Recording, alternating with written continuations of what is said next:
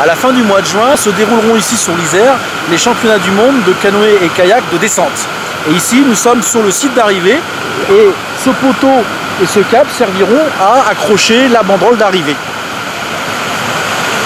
Voilà, alors on ne voit pas bien le film, mais ça va être à cet endroit-là précis, vous voyez. Voilà. Et en bas, c'est les fixations pour les cellules d'arrivée. Ça va partir d'où exactement donc? Alors le départ est à Bellentre. Bellentre, ouais, c'est à peu près 5 km plus haut. 5 km plus et haut. La course finit ici, là, au niveau de ce poteau. Et la course finit ici au niveau de ce poteau.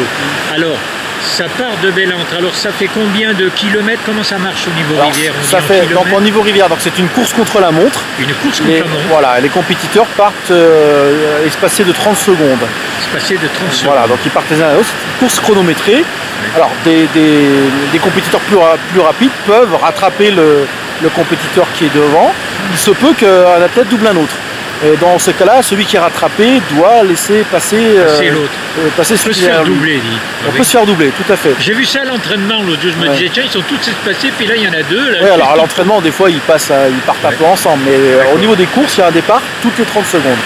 Voilà, donc il y a plusieurs catégories. Il y a les kayaks monoplaces, les canoës monoplaces, les canoës biplaces. Il y a aussi les hommes et les femmes, bien évidemment.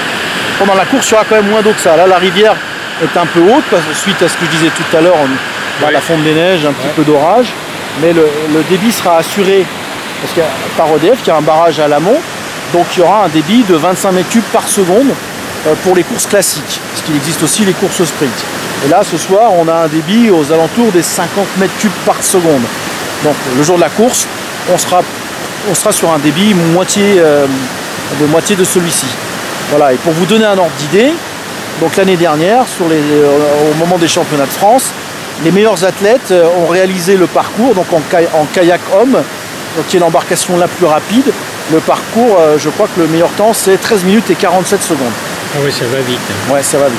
Alors Olivier Arche, alors il paraît qu'il y a un truc complètement spécial là pendant les championnats du monde, il y a un truc complètement fou là. Il paraît qu'il va y avoir la course des papis ou je sais pas quoi, voilà, donc c'est quoi exactement? Donc au milieu du programme, donc le vendredi 29, cette date-là je la sais, il y aura donc la course des masters. Donc c'est les anciens, tous les anciens compétiteurs de descente pourront s'inscrire et participer, quel que soit leur âge. Là, le tout c'est d'être apte médicalement avec un certificat. Tu m'étonnes, il faut quand même être bon. Donc, pour courir une course réservée aux masters sur le même parcours que les athlètes. Tu vas t'entraîner, je suppose, quand même. Oui, un petit peu, oui. Déjà, je vais voir si j'arrive encore à tenir dans un kayak de descente. Ça va faire plus de 20 ans, mais... ça va le faire, ça va le faire. Alors, vous avez vu quand même la tronche de notre ami Olivier, quand même. Hein. Un sacré viking qu'on a là. Hein. Et bon, écoute, à plus sur la rivière. Hein. Merci François. Merci Olivier.